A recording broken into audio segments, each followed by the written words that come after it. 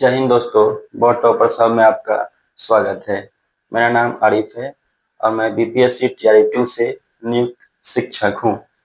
आज हम आप लोग के बीच आए हैं टीआरई 4 के बारे में कुछ चर्चा करने। मैं पहले अपने बारे में बता दूं कि मेरा सिलेक्शन टीआरई 1 में नहीं हो पाया था। मेरा मार्क्स ओनली टीआरई 1 में 51 आया था और मैं आप लोग के बीच ये चर्चा करने आया हूँ कि मैंने किस तरह से पढ़ाई करके टीआरई 1 में जो मार्क्स मेरा 51 आया था उसको 51 से 81 तक ले गया और जो मेरा सिलेक्शन नहीं हो पाया था टीआरई 1 में, कैसे मैंने टीआरई 2 में 81 मार्क्स लाके सिलेक्शन ले लिया। और इतने कम सीट टीआरई 2, जैसे कि आप जानते ही हैं कि टीआरई 2 में बहुत कम सीट आया था, तो कैसे उन कम सीट होने के बावजूद भी मेरा सिलेक्शन वहां पे हो गया था। क्या गलतियां मैंने टीआरई 1 में किया था और किन गलतियों को सुधार करते हुए मैंने टीआरई 2 में अच्छे मार्क्स लाए, इन सारे विषयों पर मैं आज चर्चा करने आप लोग के बीच आया हूं।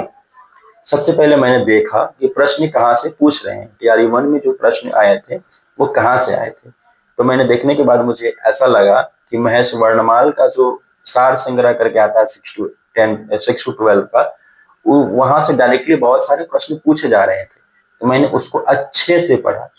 उसके बाद भी मुझे लगा, ट्रेंडिंग को देखते हुए मुझे लगा कि 9-10 का जो बिहार बोर्ड का बुक आता है SCERT का सोशल साइंस का, मैंने उसको अच्छे से पढ़ा। फिर 9-10 का NCERT का साइंस मैंने पढ़ा। करंट अफेयर के लिए मैंने एसपीडी को फॉलो किया।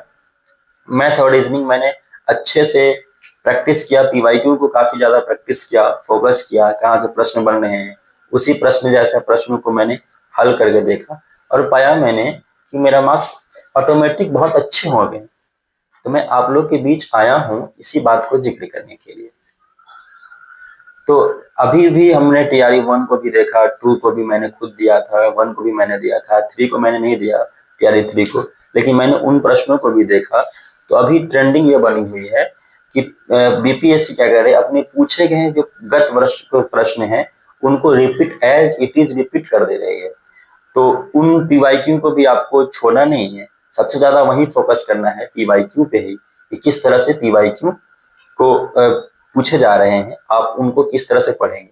तो हम आप लोग की सुविधा के लिए अपने चैनल बोर्ड टॉपर्स हब पे मैं क्या करूंगा कि हर दिन 8-10 मिनट का एक लेक्चर लाऊंगा, जिसमें गत वर्ष में जो बीपीएससी प्रश्न पूछे हैं उन प्रश्नों को चैप्टर वाइज, अध्याय वाइज कह लीजिए, मैं उन प्रश्नों को लाऊंगा। 8-10 मिनट का लेक्चर होगा, उसमें कुछ प्रश्न होंगे और मैं उन प्रश्नों को आप लोग के सामने रखूंगा और उस प्रश्न के इर्द गिर्द क्या प्रश्न बन रहे हैं उनको भी मैं आप लोग के सामने रखूंगा। इस असहयोग आंदोलन से अगर कोई क्वेश्चन पूछा गया है तो मैं असहयोग आंदोलन की सारी घटनाओं के बारे में भी आप लोग के सामने रख दूंगा। इससे फायदा ये होगा कि आप तो प्रश्नों को भी देख लेंगे और साथ ही साथ और ये क्या और प्रश्न, नए प्रश्न बन सकते हैं, इनको भी आप देख लेंगे और इस तरह से आपका आसानी तरीके से आपका पूरा चैप्टर भी समाप्त हो जाएगा।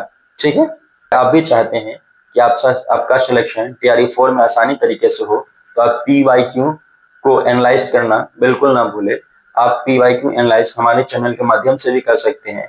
हम अपने चैनल पे 8-10 मिनट का पीवाईक्यू सीरीज लाऊंगा, जिसके माध्यम से आपका सिलेक्शन आसानी तरीके से हो जाए। अभी भी आपके अंदर कोई भी डाउट रहे तो आप कमेंट करके अपने डाउट को पूछ सकते हैं। हम आपसे शेयर करें और कमेंट करना बिल्कुल ना भूले। जय हिंद, मिलते हैं फिर नेक्स्ट वीडियो में, तब तक के लिए बाय।